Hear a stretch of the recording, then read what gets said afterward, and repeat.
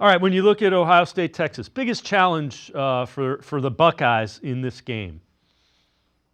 I think it's just the acceptance that the Buckeyes are not going to run the ball well between the tackles with the injuries up front. And that's going to be the case again in this game with a really good Texas defensive line with guys like Alfred Collins and Vernon Broughton, especially on the inside. So you're going to see, Ohio State going to continue to work to the outside. And then the challenge beyond that is this is arguably the best secondary in the country. You've got Jahdae Barron at corner, the Thorpe Award winner, Michael Taff and Andrew Makuba are fantastic players at safety. So if there is one team left that maybe, just maybe, can cover Jeremiah Smith and Emeka Ibuka on the outside, it would be Texas. So when I watch these games, particularly Tennessee and Oregon, I thought Ohio State was much more aggressive than they were in their two other big games, three other big games even, Penn State, Oregon, and Michigan.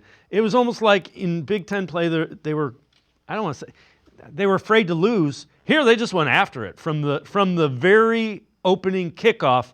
They're like, let's just go see what, can you cover us, basically. Yeah, it's been fun to watch. I mean, and I'm with you. Or there was games earlier in the year, and I was even at the Penn State game where it felt like it took a quarter and a half for them to finally make the adjustment and then get up tempo and get into everything they wanted to get to. I think you're right. They've made a decision from the very first snap of the game. We're going to get aggressive and we're going to set everything up because our two best players are these two wide receivers on the outside. It's not to say Will Howard and Quinshon Judkins and Travion Henderson aren't good in the run game, but with where their offensive line is, they've become a perimeter team. And I think the fact that they've embraced that earlier in games is throwing teams off in these playoffs, as well as the different schemes that they're running on the outside. But Jeremiah Smith, when you have that guy as a freak of nature on the outside, you have to establish that early because it's very possible there's no one in the country that can cover it. So what decides this game? When you look at Ohio State, Texas, right to play for a national champ. Winner plays for a national championship. What decides this one? I think what decides it is Quinn Ewers on the Texas side, and I think he's going to have to play the best game, I would argue, of his career. I think these are the two best defenses in college football. Ewers has shown us always flashes of what he can do. We've seen 2 wins over Alabama. We saw, last week even against Arizona State, he was great on the first drive and he was great in overtime.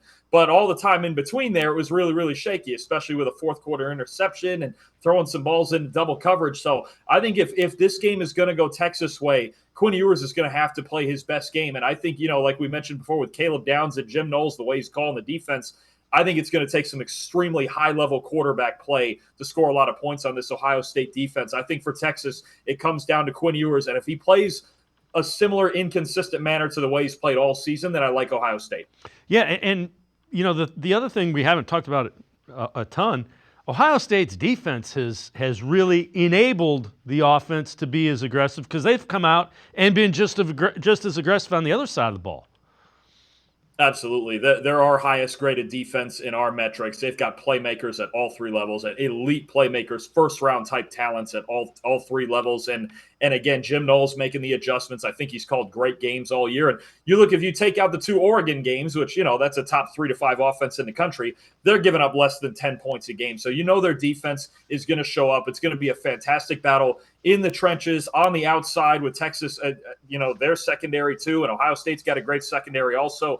I think everything about both defenses in this game is there's just so much talent, right? There's so much talent, and these two, they go about it a little bit different ways as far as the schematics. But no, Ohio State's defense gives them a chance to beat anybody, and that's no different this week.